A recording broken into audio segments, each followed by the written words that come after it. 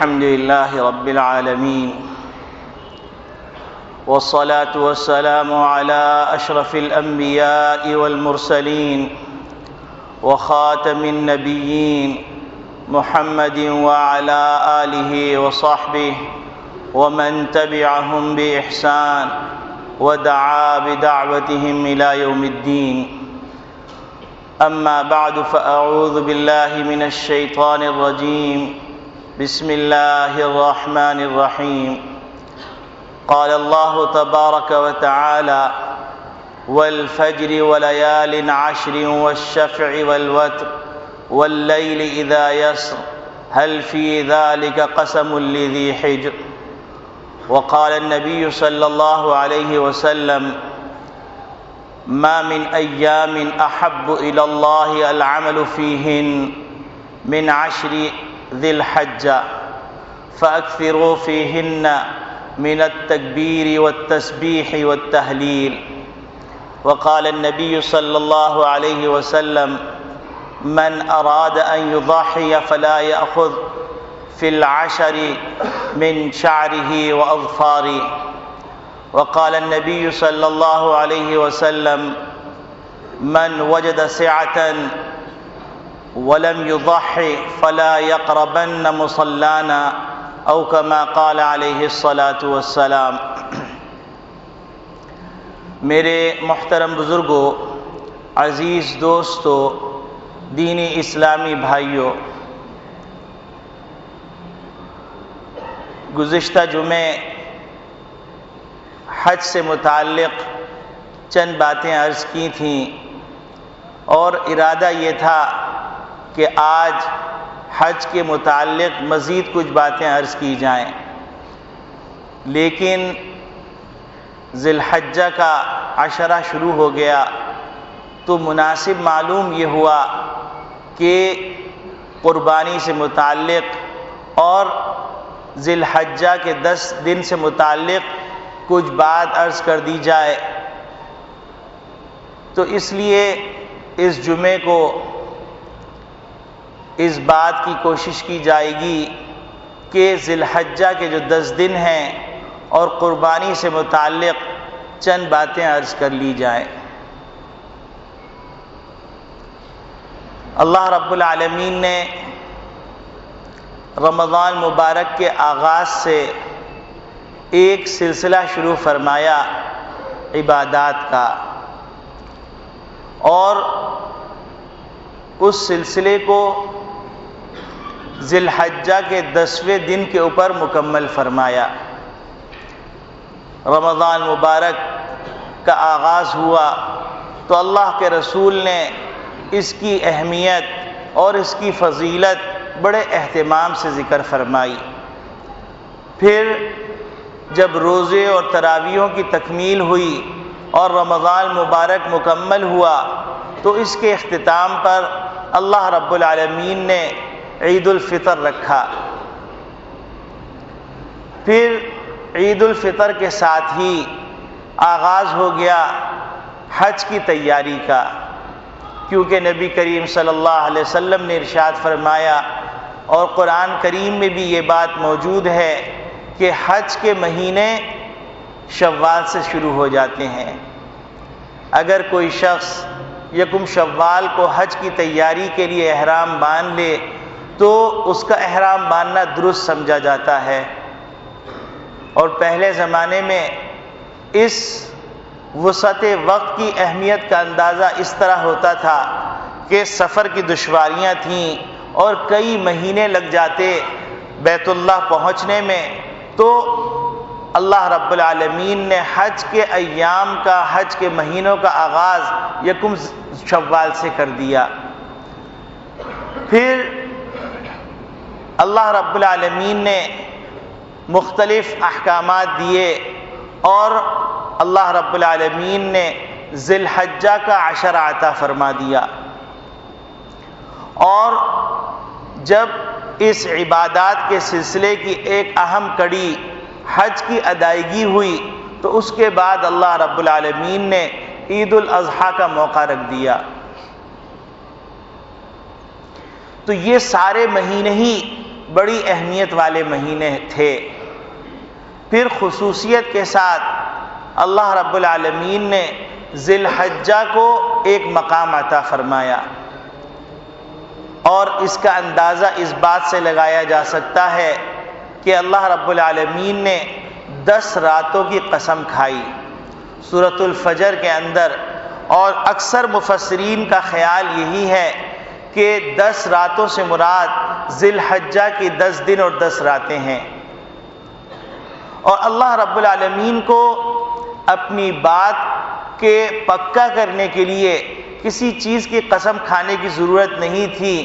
اللہ رب العالمین اگر کسی چیز کی قسم کھاتے ہیں تو در حقیقت اللہ رب العالمین اپنے بندوں کو متوجہ کرتے ہیں کہ یہ اتنی معظم بشان چیز ہے کہ اللہ رب العالمین نے اس کی قسم کھائی ہے، اس کی عظمت کی وجہ سے، اس کی جلالت کی وجہ سے، اس کے قابل احترام ہونے کی وجہ سے، اور اس کے قابل اہتمام ہونے کی وجہ سے۔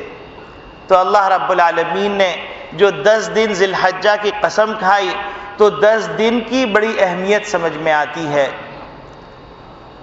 اور پھر اگر احادیث کا مطالعہ کیا جائے تو نظر آتا ہے کہ ان 10 دنوں کی بڑی اہمیت ہے۔ میں نے آپ کے سامنے ایک حدیث تلاوت کی جس میں نبی اکرم صلی اللہ علیہ وسلم فرماتے ہیں کہ اللہ کے نزدیک ذی الحجہ کے 10 دنوں سے زیادہ کوئی ایسے دن نہیں ہیں کہ جس میں اللہ کو نیکیاں زیادہ محبوب ہوں۔ اور پھر نبی کریم صلی اللہ علیہ وسلم نے ارشاد فرمایا اس میں کثرت کے ساتھ تم ذکر کرو، تسبیح کرو، اور اللہ کی تحمید بیان کرو اور تحلیل کرو۔ دوسری جگہ نبی کریم صلی اللہ علیہ وسلم نے اس کی اہمیت کو اس طرح فرمایا کہ اس دن کوئی آدمی روزہ رکھے ان 10 دنوں کے اندر ایسا ہے جیسا کہ سارے سال کا روزہ رکھا گیا، ایک دن کا روزہ سارے سال کے روزے کے برابر۔ اور نبی کریم صلی اللہ علیہ وسلم نے فرمایا اس دن اگر کوئی شب بیداری کرے تو اس کو ایسا ثواب دیا جاتا ہے جیسا کہ شب قدر میں دیا جاتا ہے۔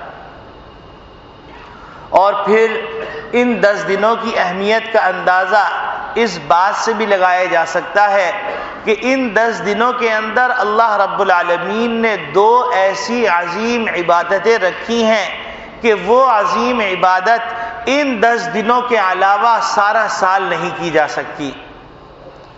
اگر آپ دیکھیں دیگر عبادات سے متعلق تو آپ کو نظر آئے گا کہ وہ عبادات سال کے دوسرے دنوں میں اور دوسرے ایام میں ہو سکتی ہیں، لیکن اس ذی الحجہ کے 10 دنوں کے اندر جو اللہ رب العالمین نے 2 عبادتیں رکھی ہیں وہ سارا سال نہیں کی جا سکتی سوائے ان 2 دنوں کے۔ اور وہ عبادتیں کون سی ہیں؟ ایک عبادت حج کی عبادت ہے۔ اب آپ غور فرمائیں تو آپ کو نظر آ جائے گا کہ عرفات کا میدان موجود، منی موجود، مزدلفہ موجود، جمرات موجود، لیکن اگر کوئی آدمی ان دنوں کے علاوہ جا کر عرفے میں وقوف کر لے اور ایک دن کی جگہ پر 15 دن وقوف کر لے اس کو کوئی ثواب نہیں ملے گا۔ اسی طریقے سے منی کے اندر ٹھہر جائے اس کو کوئی ثواب نہیں ملے گا، اسی طرح مزدلفہ میں چلے جائے اس کو کوئی ثواب نہیں ملے گا، اسی طریقے سے مزدلفہ سے کنکریاں جمع کر کے اور وہ جمرات پہ آ جائے اور جمرات پر روزانہ 15 دن تک کنکریاں مارتے رہے اور چلچلاتی ہوئی دھوپ کے اندر وہ کنکریاں مارے تب بھی اس کو کوئی ثواب نہیں ملے گا۔ اور یہی آدمی ذی الحجہ کی 9ویں تاریخ کو عرفات چلا جائے تو اللہ رب العالمین اس کو مقبول ترین اپنے بندوں میں شمار کر لیتے ہیں۔ اور اللہ رب العالمین کے رسول فرماتے ہیں کہ اللہ رب العالمین وقوف عرفہ کے دن اتنے لوگوں کو جہنم سے خلاصی عطا فرماتے ہیں کہ اس سے زیادہ کسی دن عطا نہیں کی جاتی۔ اور ان دنوں کے اندر اللہ رب العالمین ایک ایک عمل کے اوپر بڑی بڑی نوازشیں فرماتے ہیں. اللہ کی نوازشات کا عجیب غریب سلسلہ جاری ہو جاتا ہے. قدم قدم پر نوازتے ہیں، حتیٰ کہ جب عرفے سے بندہ فارغ ہوتا ہے تو اللہ رب العالمین کی طرف سے یہ ندا دے دی جاتی ہے کہ یہ میرا بندہ جب وہاں سے لوٹ کے آئے گا ایسا ہے کہ یوم ولدتہ امہ، جیسے کہ آج ہی اس کی پیدائش ہوئی ہے. اور پھر مزدلفہ میں آدمی جاتا ہے، وہاں وقوف کرتا ہے اور پھر آ کر جمرات کے اوپر کنکریاں مارتا ہے، تو ایک ایک کنکری کے صدقے کے اندر اللہ رب العالمین ایسا بڑا کبیرہ گناہ معاف فرماتے ہیں کہ جو کبیرہ گناہ تنہا اس کو جہنم میں لے جانے کا باعث بن سکتا تھا، اللہ رب العالمین اس گناہ کو معاف فرما دیتے ہیں. ایک تو عبادت اللہ رب العالمین نے ذی الحجہ کے اندر حج کی رکھی، اور دوسری عبادت اللہ رب العالمین نے قربانی کی رکھی کہ قربانی آپ جو عید الاضحیٰ سے مناسبت رکھتی ہیں وہ قربانی آپ کسی اور دن کریں تو آپ کو قربانی کا ثواب نہیں ملے گا، صدقات کا ثواب مل جائے گا، دوسری چیزوں کا ثواب مل جائے گا، لیکن آپ کو جو ذی الحجہ کی 10ویں تاریخ سے قربانی کا سلسلہ شروع ہوتا ہے اور 12ویں تاریخ تک سلسلہ جاری رہتا ہے، اس قربانی کو اللہ رب العالمین نے اس ذی الحجہ کے ساتھ خاص فرما دیا. تو یہ تمام باتیں اس مہینے کی عظمت پر دلالت کرتی ہیں اور اس مہینے کے 10 دنوں کی عظمت پر دلالت کرتی ہیں. تو لہٰذا ہم کو ان 10 دنوں کے اندر اللہ رب العالمین کو راضی کرنے والے اعمال کرتے رہنے چاہیے، اور ہم کو اس کوشش میں لگے رہنا چاہیے کہ ان 10 دنوں کی جو فضیلت ہے وہ ہم کو اور ہمارے گھر والوں کو حاصل ہو جائے. ان 10 دنوں کے اندر کچھ کرنے کی باتیں ہیں، تو وہ باتیں مختصراً آپ کے سامنے عرض کریں گے. ایک بات تو یہ کہ ان 10 دنوں کے اندر نبی اکرم صلی اللہ علیہ وسلم ارشاد فرماتے ہیں من اراد ان یضحی، جو آدمی قربانی کا ارادہ رکھتا ہے فلا یأخذ فی العشر من شعرہ واظفارہ، تو اس کو چاہیے کہ ان 10 دنوں کے اندر اپنے ناخن اور اپنے بالوں کو نہ تراشے. اب سوال یہ پیدا ہوتا ہے کہ ناخن اور بال تراشنے سے کیوں منع کیا گیا؟ تو حضرت ڈاکٹر عبدالحی صاحب رحمۃ اللہ علیہ عجیب غریب بات فرماتے ہیں. وہ فرمانے لگے کہ اللہ رب العالمین چاہتے ہیں کہ اللہ رب العالمین اپنے ان بندوں کو جو بندے اپنی مالی گنجائش نہ ہونے کی وجہ سے حج پہ نہیں جا سکے، اور عرفات کے اندر جب یہ سب جمع ہوں گے اللہ کے بندے، اللہ کے نیک لوگ اور اللہ کے موفق لوگ جن کو اللہ نے حج کی توفیق دی، تو اللہ کی رحمت کی جو بدلی اٹھے گی اور رواں دواں ہوگی اور عرفات والوں کے اوپر برسے گی، اس عرفات والوں سے غیر عرفات والوں کی مشابہت ہو جائے کہ عرفات والے جو کہ بال نہیں کاٹ سکتے، جو ناخن نہیں کاٹ سکتے، جو دیگر اللہ کے جو پابندیاں ہیں ان پابندیوں کے اوپر کاربند رہ سکتے ہیں، اس کی مخالفت نہیں کر سکتے، ان سے غیر عرفات والوں کی مشابہت ہو جائے تاکہ وہ رحمت کی بدلی جو وہاں جا رہی ہے وہ کچھ ان لوگوں کے اوپر بھی برس کے چلے جائے. تو لہٰذا اللہ کے رسول نے فرما دیا من اراد ان یضحی، جو آدمی ارادہ کرتا ہے قربانی کرنے کا اس کو چاہیے کہ وہ نہ اپنے بال کاٹے اور نہ ہی اپنے ناخن کو تراشے. اب یہاں پر ایک بات جو سننے سے تعلق رکھتی ہے وہ بات یہ کہ یہ حکم بعض لوگ سمجھتے ہیں فرض ہے، بعض سمجھتے ہیں واجب ہے. یہ نہ فرض حکم ہے نہ واجب حکم ہے، بلکہ مستحب ہے جو آدمی قربانی کا ارادہ کر رہا ہے وہ اپنے بالوں کو نہ کاٹے، اپنے ناخنوں کو نہ تراشے، اس کا اہتمام کر لے۔ تو بہت سی دفعہ دیکھنے میں یہ آیا کہ لوگوں نے بقرعید کے آنے کے انتظار میں قربانی کی وجہ سے اپنے داڑھی کو نہیں تراشا، اپنے ناخنوں کو نہیں تراشا، تو اس کے صدقے میں اللہ رب العالمین نے ان کو داڑھی رکھنے کی توفیق عطا فرما دی۔ تو لہٰذا ہم نیت کر لیں کہ ہم ان 10 دنوں کے اندر نہ ناخن کاٹیں گے اور نہ ہی ہم ان 10 دنوں کے اندر اپنے بالوں کو تراشیں گے۔ تو اس کے نتیجے میں اللہ رب العالمین کی ذات سے امید ہے کہ جب بندہ قدم اٹھاتا ہے تو بقیہ قدم اللہ اٹھوا دیتے ہیں۔ تو لہٰذا جب ایک بندہ جو داڑھی تراشتا ہے اور داڑھی کو مونڈ ڈالتا ہے اور یہود و نصارہ کا مطابق اپنا چہرہ بنا لیتا ہے، وہ آدمی جب تھوڑی سی پہل قدمی کرتا ہے، پیش قدمی کرتا ہے، تو اللہ رب العالمین اس کو توفیق عطا فرما دیتے ہیں اپنے محبوب کے چہرے کے مطابق چہرہ بنانے کی۔ تو لہٰذا ہم ان 10 دنوں کے اندر ایک اس بات کا اہتمام کر لیں کہ ہم نہ اپنے ناخن کاٹیں اور نہ ہی اپنے بالوں کو تراشیں، اور جب قربانی ہو جائے اس کے بعد کر لیں۔ لیکن داڑھی چونکہ نکل آئے گی 10 دنوں کے اندر اور اللہ رب العالمین ہمت بھی دے دیں گے، تو اس کے نتیجے میں اللہ رب العالمین توفیق عطا فرما دیں گے آپ کو، ہم کو نبی کریم صلی اللہ علیہ وسلم کی صورت کے مطابق اپنی صورت کر لینے کی۔ تو ایک کام ان 10 دنوں کے اندر یہ کرنا ہے۔ دوسرا کام جو ان 10 دنوں کے اندر کرنا ہے وہ کام بھی بڑا اہم ہے، اور اس کام کا نام ہے قربانی۔ اب بعض لوگ یہ کہتے ہیں کہ قربانی کوئی فرض واجب نہیں، اس وقت ہمارے پاس پیسہ نہیں ہے، اس وقت فلاں تقاضا ہے، اس وقت فلاں تقاضا ہے۔ تو یہاں پر یہ وعید جو نبی کریم صلی اللہ علیہ وسلم نے سنائی ہے، اس وعید کو ہم دھیان سے یاد رکھیں۔ وہ وعید یہ ہے کہ نبی کریم صلی اللہ علیہ وسلم نے ارشاد فرمایا، من وجد ساعتن، جس آدمی کے پاس گنجائش ہو، ولم یضحی، وہ قربانی نہ کرے، فلا یقربن مصلانا، تو وہ ہماری عیدگاہ نہ آئے۔ تو اب آپ سوچئے کہ قربانی نہ کرنے کے نتیجے کے اندر نبی کریم صلی اللہ علیہ وسلم جو رحمت للعالمین ہیں وہ فرما رہے ہیں کہ وہ ہماری عیدگاہ میں نہ آئے۔ تو لہٰذا قربانی کرنی چاہیے۔ اب قربانی کن کے اوپر ہے اور اس کے صلے میں ہم کو کیا ملے گا؟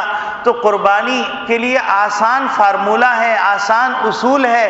وہ اصول یہ ہے، ہر وہ شخص جس کے اوپر صدقے فطر واجب ہے اس کے اوپر قربانی واجب ہے۔ اب ہم دیکھ لیں کہ ہمارے اوپر صدقے فطر واجب ہے، اگر واجب ہے تو ہم قربانی کریں۔ اب بعض لوگوں نے یہ بنایا ہوا ہے کہ ہم صاحب نصاب نہیں ہیں، ہمارے پاس اتنا مال نہیں ہے جس کی بنیاد پہ ہم قربانی کر سکیں۔ تو آسان سی بات یہ ہے کہ ایک آدمی کے پاس آج جب چاند دیکھا ذی الحجہ کا تو اس کے پاس انسان کی ضروریات سے زیادہ جو کپڑے ہیں، جو برتن ہیں، جو سامان ہیں، جو روپے ہیں، جو سکے ہیں اور جو زیورات ہیں اور جو سونا ہے، چاندی ہے، نقدی ہے، ان سب کو جمع کر لیں، 52.5 تولہ کی رقم 17,000 سے 25,000 تک اگر موجود ہے تو قربانی واجب ہے۔ اب اس کے لیے سال گزرنا اور نصاب کے مطابق پیسے ہونا کسی نے ذکر نہیں کیا، تو لہذا قربانی ہر اس شخص پہ واجب ہے جس کے اوپر صدقے فطر واجب ہے۔ اب قربانی کی ہم نیت کر لیں، اور اگر فی الوقت ہمارے پاس پیسہ نہیں ہے تو دیکھیے ہم جس چیز کو ضروری سمجھتے ہیں اس کے لیے ہم قرضہ بھی لے لیتے ہیں۔ اگر مجھے اپنی بیٹی کی شادی کرنی ہے، مجھے اپنے بیٹے کی شادی کرنی ہے، یا میرے اوپر کوئی ایسا ضروری خرچہ آ چکا ہے اور اللہ نہ کرے میرے پاس گنجائش نہیں ہے، تو میں ہاتھ پاؤں تو ماروں گا ہی، کوشش کروں گا۔ تو کوشش کرنے کے لیے اللہ جزائے خیر دے علماء اکرام کو، مدارس والوں کو، جامعات والوں کو، انہیں یہ سہولت بھی کی ہے کہ آپ کو اگر مشقت ہو رہی ہے، آپ قربانی کرنے کے جھنجال میں پڑنا نہیں چاہتے اور آپ کو گائے والا لے کے آنا، قربانی کرنا، پھر اس کے گوشت کو بانٹنا، یہ سب مشکل ہو رہا ہے۔ تو مدارس کے اندر یہ سہولت رکھی ہوئی ہے کہ آپ 4,000 روپے جمع کروا دیجئے، آپ کو پرچی مل جائے گی، تاریخ اور وقت بتا دیا جائے گا، اس وقت آپ کی قربانی ہو جائے گی، آپ VIP انداز سے آئیے، اپنی ٹوکری اٹھائیے اور چلے جائیے۔ تو اللہ نے اتنی سہولت کر دی، تو عذر اب کچھ رہا نہیں ہے۔ تو لہٰذا جو صاحب نصاب ہیں اس معنی کے اندر کہ ان کے اوپر صدقے فطر واجب ہے، تو ان لوگوں کے اوپر قربانی واجب ہے، وہ نیت کر لیں کہ ہم قربانی ضرور کریں گے انشاءاللہ۔ اب قربانی کے صلے میں ہم کو کیا ملے گا؟ تو قربانی کے صلے میں ہم کو جو ملے گا، ایک تو سب سے بڑی بات یہ کہ حضور صلی اللہ علیہ وسلم جو اللہ کے محبوب ہیں ان کی مشابہت ہو جائے گی، اور حضور کی مشابہت سے بڑھ کے کیا انعام ہوگا؟ اور نبی کریم صلی اللہ علیہ وسلم نے کوئی دن ایسا نہیں کہ بقرعید کا آیا ہو اور آپ صلی اللہ علیہ وسلم نے قربانی نہ کی ہو، اور حجۃ الوداع کے موقع پر تو 100 اونٹ قربان کیے نبی کریم صلی اللہ علیہ وسلم نے۔ تو لہٰذا ایک تو یہ کہ نبی کریم صلی اللہ علیہ وسلم میں مناسبت ہو جائے گی، مشابہت ہو جائے گی۔ اب اگر کوئی آدمی کسی سے عشق کرتا ہے اور کوئی آدمی یوں کہہ دے کہ آپ کی حرکات سکنات تو بالکل آپ کے اپنے محبوب جیسی ہو گئی، تو اس کی خوشی کی انتہا نہیں ہوگی۔ تو اگر کوئی آدمی یہ کہے کہ محبوب صلی اللہ علیہ وسلم سے تمہاری مشابہت ہو جائے گی، تو اس سے بڑا انعام کیا؟ اس کے علاوہ قربانی کے جانور کے اوپر جتنے بال ہیں، ہر بال کے صدقے میں اللہ رب العالمین ایک نیکی عطا فرمائیں گے، ایک گناہ معاف فرمائیں گے، ایک درجہ بلند فرمائیں گے۔ اس سے بڑی کیا نعمت؟ اگر کوئی آدمی سمجھدار ہو جاتا ہے تو وہ آنے پیسے جوڑتا رہتا ہے کہ کل جب میں بوڑھا ہو جاؤں گا اور مجھے خرچے کی ضرورت پیش آئے گی تو یہ روپیہ پیسہ میرے کام آئے گا۔ وہ زمین بھی لے لیتا ہے، کچھ سونا بھی لے کے رکھ لیتا ہے، کچھ اور ضروری چیزیں بھی لے کے رکھ لیتا ہے۔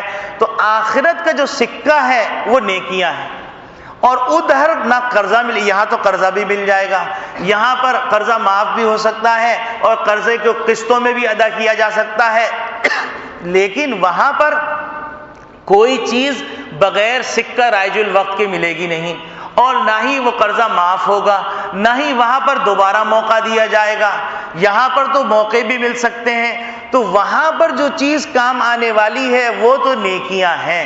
اب آپ سوچئے کہ ایک بکرے کے اوپر کتنے بال ہوتے ہیں، ایک گائے کے اوپر کتنے بال ہوتے ہیں، تو اب ہماری نیکیاں اتنی کرنا مشکل، ہمیں اتنے گناہوں سے معذرت کرنا بعض دفعہ دماغ سے نکل جائے۔ لیکن اگر کوئی آدمی یہ نیکی کر لے تو اب جتنے بال ہیں اور ہر حصے دار کے مطابق جتنے بال ہیں وتنے بالوں کے بقدر نیکیاں لکھی گئیں، وتنے بالوں کے قدر درجات بلند کیے گئے، وتنے بالوں کے قدر اللہ رب العالمین اس کے گناہوں کو معاف فرما دیں گے۔ تو اس سے بڑا کیا انعام ہوگا؟ اور پھر اللہ رب العالمین کی رضا اور خوشنودگی وہ الگ بات ہے۔ ہاں، یہاں پر ایک بات ذہن میں رہنی چاہیے کہ علماء نے لکھا ہے کہ قربانی کرنے کے لیے آدمی کی نیت گوشت کھانا نہ ہو، چاہے ضمناً گوشت آ جائے لیکن گوشت کی نیت نہ کرے، کیونکہ اگر گوشت کی نیت کریں گے تو باقی شرکا کی قربانی نہیں ہوگی، چونکہ قربانی حقوق اللہ ہے اور گوشت کی نیت حقوق العباد میں سے ہے۔ تو اللہ رب العالمین اپنے حق کو چھوڑ دیتے ہیں اگر بندے کا حق آ جائے۔ تو لہٰذا ہر قربانی والے کو یہ نیت کرنی چاہیے کہ مجھے اللہ کی رضا اور خوشنودگی حاصل کرنی، باقی گوشت تو ملے گا ہی، تو گوشت کی نیت نہیں کرنی چاہیے۔ اسی طریقے سے شرکاء کے جو پیسے ہیں وہ پیسے سب کے حلال کے ہونے چاہیے، حرام کے نہیں ہونے چاہیے۔ اگر کوئی آدمی بیچارہ کسی وجہ سے حرام میں مبتلا ہے تو کم سے کم درجہ یہ ہے کہ جس طرح رمضان مبارک میں اہتمام کیا گیا تھا کہ ہم نے رمضان مبارک کے لیے اگر ہمارے پاس پیسہ نہیں تھا تو ہم نے کچھ قرضہ لے لیا، قرضہ لے کر حلال سے اپنا راشن ڈالا، اسی سے سحری افطاری کا انتظام کیا، تو اسی طریقے سے ہم کو قربانی کے لیے بھی حلال پیسوں کا قرضہ لے لینا چاہیے اور حلال پیسے سے قربانی کرنی چاہیے، تاکہ کم سے کم اس کے اوپر جو حاصل کرنے والی چیزیں اور حاصل ہونے والی چیزیں وہ سب ہم کو میسر آ جائیں۔ پھر اسی طریقے سے قربانی کے حوالے سے ایک بات یہ ذہن میں رہنی چاہیے کہ چرم قربانی یعنی جانور کی کھال، یہ کھال انسان قربانی کرنے والا اپنے ذاتی استعمال میں تو لے کے آ سکتا ہے، لیکن اس کھال کو نہ ہی قصائی کو دے سکتا ہے اور نہ ہی اس کھال کو کسی اور غیر شرعی مصرف میں لے کے آ سکتا ہے۔ اس کا مصرف صرف اور صرف وہ مصرف ہے جو زکوٰۃ کا مصرف ہے۔ تو ہم کو اس بات کا اہتمام کرنا چاہیے کہ ہم اپنی قربانی کے جانور کی جو کھال ہے وہ ہم مدارس کو پہنچا دیں۔ اگر ہم اپنا مصلی نہیں بنا رہے، ہم اپنے ذاتی استعمال میں نہیں لے کے آ رہے اور ہمارے پاس کوئی ایسا مصرف نہیں ہے جو زکوٰۃ کے مصرف میں آئے، تو ہم اس قربانی کی کھال کو پہنچا دیں اور خود پہنچا دیں، تو اس سے اچھی کیا بات ہے؟ چونکہ یہ ہماری غرض ہے، ہمیں نیکی ملنی ہے، ہمیں ثواب ملنا ہے، ہمارے آخرت کے بینک بیلنس کے اندر اضافہ ہونا ہے، تو ہم خود ہی اٹھا کر جو اپنے قریب مدرسہ ہے یا مدرسے کے قریب جو مدرسوں کا کیمپ لگا ہوا ہے اس کیمپ میں پہنچا دیں۔ لیکن دیکھ لیں کہ وہ مدارس وہ ہوں جن مدارس کے اندر علماء کا اعتماد ہو۔ اس طرح جامعۃ العلوم الاسلامیہ علامہ بن نوری ٹاؤن کے اندر بھی یہ سلسلہ ہے اور آپ لوگوں کی سہولت کے لیے ہے، اس کے مختلف جگہ پر کیمپ لگتے ہیں تو آپ ان کیمپوں میں پہنچا دیجئے۔ تو یہ بھی آپ کی دینی ذمہ داری ہے، یہ نہ بوجھ ہے نہ کسی پر احسان ہے، بلکہ یہ آپ کا فریضہ ہے۔ اب مثال کے طور پر ایک آدمی اپنی بیٹی کی شادی کر رہا ہے تو یہ بیٹی پہ احسان نہیں کر رہا، یہ بیٹی کا اس کے اوپر حق تھا، وہ فریضہ ادا کر رہا ہے، تو فریضہ ادا کر دیا تو شکر ادا کریں۔ تو اسی طریقے سے یہ قربانی کی کھال اپنے ذاتی مصرف میں اگر کوئی استعمال نہیں کر رہا تو اس کا دینی فریضہ یہ ہے کہ اس کو صحیح مصرف تک پہنچا دے، اور پہنچانے کے اندر احسان نہیں ہے بلکہ اپنے آخرت کے بینک بیلنس کے اندر اضافہ کرنے کے لیے یہ کھال پہنچا رہا ہے، ورنہ یہ کھال ضائع ہو جائے گی اور اگر بے مصرف چلی گئی تو اس کی قیمت ادا کرنی پڑے گی۔ تو لہٰذا اس کھال کو صحیح مصرف میں استعمال کریں۔ یہ تو ہو گیا قربانی سے متعلق معاملہ۔ تو ان 10 دنوں کے اندر جو کرنے والا کام ہے، ایک کام تو یہ ہے کہ من وجد ساعتن، جس آدمی کی گنجائش ہے، ولم یضحی، وہ قربانی نہیں کر رہا ہے، تو نبی کریم صلی اللہ علیہ وسلم فرماتے ہیں فلا یقربن مصلانا، وہ ہمارے مصلی ہماری عیدگاہ کے قریب نہ آئے۔ تو لہٰذا جس آدمی کے اوپر صدقہ فطر واجب ہے وہ قربانی کی نیت کر لے، سب نے نیت کر لی ہوگی انشاءاللہ العزیز۔ اور اگر پیسہ نہیں ہے قرضے کا انتظام کیجئے، جس طرح ہم اپنی بچی کے لیے، اپنی بیماری کے لیے، دوا دارو کے لیے ہم انتظام کرتے ہیں، ہم انتظام کر کے اور دے دیں۔ اب یہاں پر ایک غلط فہمی عام طور پہ چل رہی ہے، وہ غلط فہمی یہ ہے کہ آدمی یہ سوچتا ہے کہ میں قربانی کروں گا تو میری قربانی تو مجھ پر ہے، لیکن پھر میری بیوی بھی ہے، میرے بچے بھی ہیں، میرے مرحومین رشتہ دار بھی ہیں، تو کیا ان سب کی طرف سے کرنی پڑے گی؟ تو یہاں پر یہ بات ذہن میں رہنی چاہیے کہ قربانی آپ پر واجب ہے اور قربانی آپ کی اہلیہ پر، جب صدقہ فطر اس پہ واجب ہے آپ کی اہلیہ پر، اور وہ نوجوان بچے جن کی اوپر صدقہ فطر واجب ہے بذات خود، ان کے اوپر قربانی واجب ہے۔ باقی آپ کے مرحومین کی طرف سے اگر آپ کرنا چاہتے ہیں تو یہ ایک صدقہ نافلہ ہے، آپ کے اوپر کوئی ذمہ داری نہیں ہے۔ اور اگر آپ اپنے چھوٹے بچوں کی طرف سے کر رہے ہیں تو یہ بھی ایک صدقہ ہے، اس کا ثواب آپ کو ملے گا، آپ پہ ذمہ داری نہیں۔ تو اب آپ اندازہ لگا سکتے ہیں کہ آپ کے اوپر کتنے حصے یا کتنی قربانی واجب ہے۔ پھر اسی طریقے سے بعض لوگوں کو یہ غلط فہمی ہوتی ہے کہ میں قربانی کرنا چاہ رہا ہوں تو کیا میں اس کے ساتھ عقیقے کی نیت کر سکتا ہوں؟ تو بالکل آپ کر سکتے ہیں کہ اگر آپ کے بچے کا عقیقہ آپ نے نہیں کیا تھا اور اب آپ یہ چاہ رہے ہیں کہ میرے 3 حصے تو میں، میری بیوی اور میرا نوجوان لڑکا اس کے ہو گئے، باقی بچوں کا میں عقیقہ نہیں کر سکا، تو لہذا میں اس عقیقے کو اپنے اس کے اندر شامل کر لوں گا، تو آپ بے شک عقیقے کی نیت کر سکتے ہیں۔ اب بعض لوگوں کو یہ سوال ہوتا ہے کہ کیا قربانی کا گوشت ہم کھا سکتے ہیں یا نہیں کھا سکتے؟ تو اس سلسلے میں بالکل واضح سی بات یہ ہے کہ شروع زمانے کے اندر جب غربت تھی، افلاس تھا، اس وقت حکم یہ تھا کہ قربانی کا گوشت آپ بانٹ دیجئے۔ اب آپ کو یہ حق حاصل ہے کہ آپ قربانی کا سارا گوشت اپنے استعمال میں لے لیجئے. آپ کو یہ حق حاصل ہے کہ قربانی کے گوشت کو 3 حصوں میں تقسیم کر دیجئے. ایک حصہ آپ اپنے پاس رکھ لیجئے, ایک حصہ رشتہ داروں کو دے دیجئے, ایک حصہ غریبوں کو دے دیجئے. آپ کو یہ دونوں اختیارات حاصل ہیں. آپ پورا گوشت بھی رکھ سکتے ہیں, آپ پورا گوشت بھی صدقہ کر سکتے ہیں, اور آپ 3 حصے کر کے 3 مصرف میں استعمال بھی کر سکتے ہیں. اس کے بعد جو دوسری بات ہے ذی الحجہ سے متعلق وہ یہ کہ عرفے کے روزے کی بڑی اہمیت ہے. تو لہٰذا ہم نیت کر لیں کہ انشاءاللہ 9 ذی الحجہ کو, جو ہمارے اعتبار سے 9 ذی الحجہ, حرم کے اعتبار سے نہیں, ہمارے اعتبار سے جو 9 ذی الحجہ ہے اس کا ایک روزہ ہم رکھیں گے. ورنہ اگر بیچ کے اندر 10 ذی الحجہ کے بیچ کے 10 دنوں کے اندر کوئی اور موقع آ جاتا ہے, آپ کو سہولت لگتی ہے, آپ روزہ رکھ لیجئے, کیونکہ نبی کریم صلی اللہ علیہ وسلم نے فرمایا کہ اس کا 1 دن کا روزہ سال بھر کے برابر ہے. تو نیکیاں اس میں بہت زیادہ ہیں, تو لہذا اس کی بھی نیت کر لیجئے. اسی طریقے سے اگر موقع لگے تو عشاء کی نماز کے بعد کچھ وقت بیٹھ کے تھوڑی سی تلاوت کر لیجئے. بعض لوگوں کو یہ غلط فہمی ہوتی ہے کہ یہاں پر رات میں جاگنے کا حکم دیا جا رہا ہے, تو رات کے 3 بجے اگر جاگیں گے تو ثواب ملے گا, ورنہ نہیں ملے گا. حالانکہ تہجد کا وقت وتر کے بعد سے شروع ہو جاتا ہے. آپ نے وتر پڑھی, عشاء کی نماز پڑھی, وتر پڑھی, اب آپ رات تک فجر کی اذان تک کبھی بھی تہجد پڑھ سکتے ہیں. تو اب اگر کسی آدمی کو ہمت نہیں ہے اٹھنے کی, تو اس آدمی کو اتنا اختیار ہے کہ وہ وتر پڑھنے کے بعد 2 رکعت پڑھ لے, اور یا وتر پڑھنے سے پہلے 2 رکعت پڑھ لے, اور اس کے ساتھ ساتھ کچھ تھوڑی سی تلاوت کر لے, کچھ استغفار کر لے, کچھ توبہ کر لے, کچھ تسبیح پڑھ لے, کچھ جو ہے اللہ اکبر پڑھ لے, کچھ سبحان اللہ پڑھ لے, تو وہ رات جاگنے والوں میں شمار ہو جائے گا.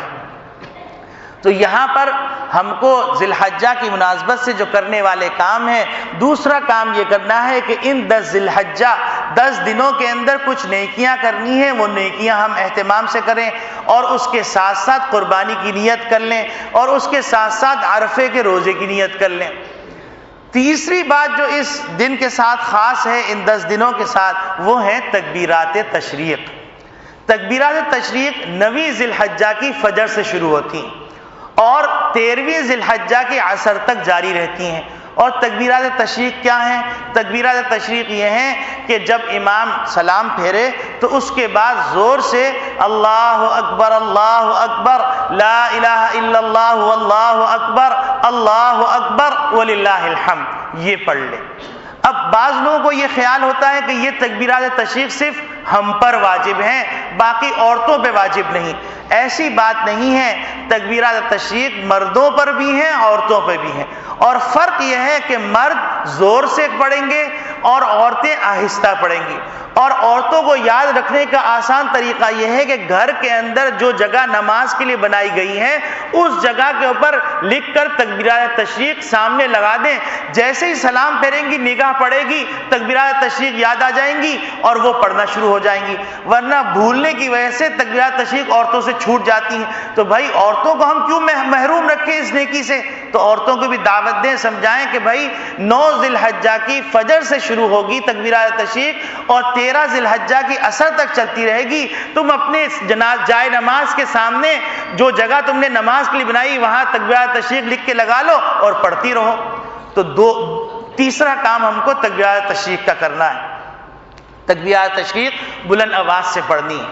اب عام طور پہ ہوتا یہ ہے کہ جن باتوں کے بارے میں اللہ نے فرمایا زور سے کہو تو ہم اس کو آہستہ سے کہتے ہیں, اور جن باروں کے بارے میں کہا کہ تم جو ہے آہستہ پڑھو اس کو زور زور سے کہتے ہیں.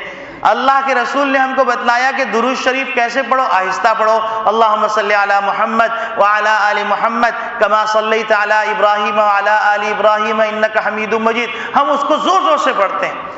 اور یہاں پر ہم کو کہا گیا کہ تکبیرات تشریق زور سے پڑھو تاکہ اسلام کی شوکت کا مظاہرہ ہو, اسلام کی عظمت کا مظاہرہ ہو, اسلام کی سربلندی کا مظاہرہ ہو. تو ہم اس طرح کہتے ہیں اللہ اکبر لا الہ الا اللہ, جیسے کہ بہت بیمار ہو گئے. اس کے لیے ایسے کہنا چاہیے کہ پوری مسجد گونج جائے اور پوری مسجد کے اندر گونج محسوس ہو. تو تکبیرات تشریق زور سے کہنی چاہیے. پھر اسی طریقے سے ہم کو ان دنوں کے اندر جو کرنے والے کام ہیں وہ کرنے والے کاموں کے اندر یہ ہے کہ ہم اس کے اندر زیادہ سے زیادہ نیکیاں کریں اور زیادہ سے زیادہ گناہوں سے بچیں، کیونکہ یہ بڑے اہم دن ہیں، ان دنوں کو ہم معمولی اور حقیر نہ سمجھیں۔ جب ہم نے یہ چند کام کر لیے تو اللہ رب العالمین ہم کو ان 10 دنوں کی فضیلت عطا فرما دیں گے، اور اللہ رب العالمین نے جو نبی کریم صلی اللہ علیہ وسلم کے ذریعے سے ہم کو تعلیمات دی ہیں ان تعلیمات پر ہم عمل کرنے والے بن جائیں گے، اور جب ہم عمل کرنے والے بن جائیں گے تو یقیناً جب ہم نے داڑھی کے بال نہیں کاٹے، مونچھوں کو نہیں تراشا، ہم نے ناخنوں کو نہیں کاٹا، تو اس کے نتیجے کے اندر جب 10 دن گزر جائیں گے تو اللہ ہمارے اندر حوصلہ پیدا کر دے گا۔ اب مثلا کوئی آدمی کہتے ہیں کہ بھائی بیوی جو ہے کہتی ہیں کہ آپ داڑھی رکھتے ہیں تو بڑے عجیب سے لگتے ہیں اور آپ داڑھی نہ رکھیے، تو اب یہاں پر آپ کہہ سکتے ہیں کہ بیگم بے شک تم صحیح کہہ رہی ہوگی، تمہارا خیال تو ایسا ہی ہے، لیکن 10 دنوں میں اپنے اللہ کے آگے مجبور ہوں، تو لہذا میں ان 10 دنوں کے اندر داڑھی نہیں کاٹوں گا۔ اب 10 دنوں کے اندر داڑھی نہ کاٹیے تو اچھی خاصی بڑی ہو جائے گی، اور بیوی آپ کو دیکھ دیکھ کے مانوس بھی ہو جائے گی۔